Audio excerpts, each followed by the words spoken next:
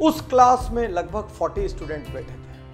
अचानक एक स्टूडेंट खड़ा हुआ और उसने बहुत घबराते हुए प्रोफेसर से कहा, सर मेरे पिताजी ने मेरे इस बर्थडे पर मुझे बहुत कीमती घड़ी गिफ्ट में दी थी, सर वो घड़ी अभी किसी ने चुरा ली। तो प्रोफेसर ने अचरज से कहा, अभी कैसे चुरा लेगा? बोले, सर अभी जो 5 मिनट का ब्रेक हुआ था उसमें मैं अपनी घड़ी अपने टेबल पर रख के गया था और उसके बाद से वो घड़ी नहीं मिल रही है। प्रोफेसर ने कहा, उसके बाद कोई भी इस क्लास से गया और आया नहीं है, इसका मतलब जिसने भी घड़ी उठाई है वो इसी क्लास में है। प्रोफेसर के मन में विचार आया कि इन लोगों को एक दूसरे के बारे में पता नहीं लगना चाहिए कि किसने घड़ी चोरी की।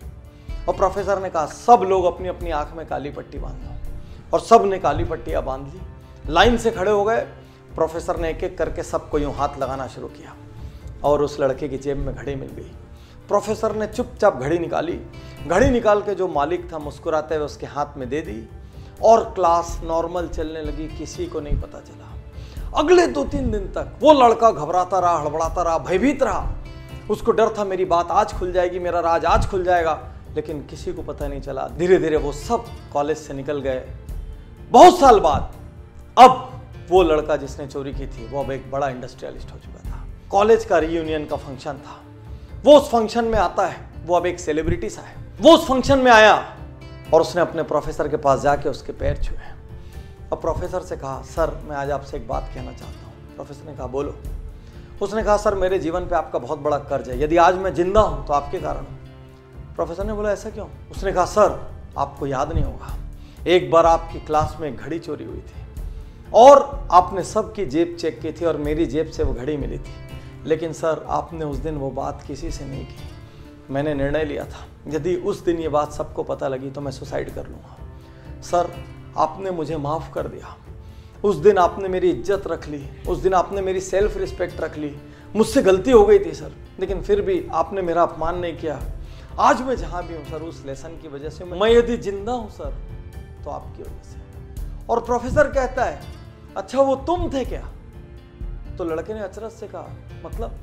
बोले, उस दिन मैंने तुम सबकी आंखें तो बंद कराई थी, लेकिन साथ साथ मैंने अपनी आंखों में भी पट्टी लगा ली थी ताकि मुझे भी नहीं पता चले मेरे कौन से स्टूडेंट ने ये काम किया है। मैं नहीं चाहता था मेरे अपने किसी स्टूडेंट की वैल्यू मेरी नज़रों में हल्की हो या मैं किसी के साथ दुर्व्यवहार करूं। ये सुनते ही वो लड़का जो अब एक नामी इंडस्ट्रियलिस्ट था, उसकी आंखों में आंसू आ गया और वो प्रोफेसर के गले लग के 2 मिनट तक रोता रहा।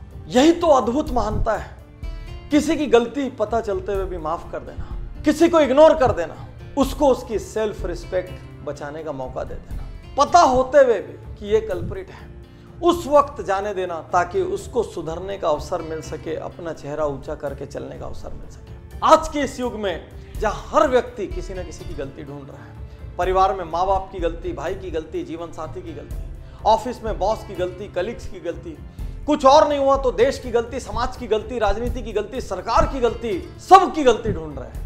ऐसे में क्या हमको ऐसे लोग नहीं चाहिए जो एक दूसरे को माफ कर सके? माफ करना और माफी मांगना ये कायर नहीं कर सकते, ये शक्तिशाली लोगों का काम है। साथियों, इस कहानी ने मुझे इतना इंस्पायर किया। एक प्रोफेसर जो ये नहीं चाहता कि उसका स्टूडेंट उसकी नजरों से गिरे, जो ये नहीं चाहता कि उसका स्टूडेंट किसी और की भी नजरों से गिरे, क्या ऐसे लोगों की समाज को जरूरत नहीं है? जहां पर हम लोगों की गलतियां होने के बावजूद उनको इंसान मान के, उनको मिट्टी का पुतला मान के उनको माफ कर सके।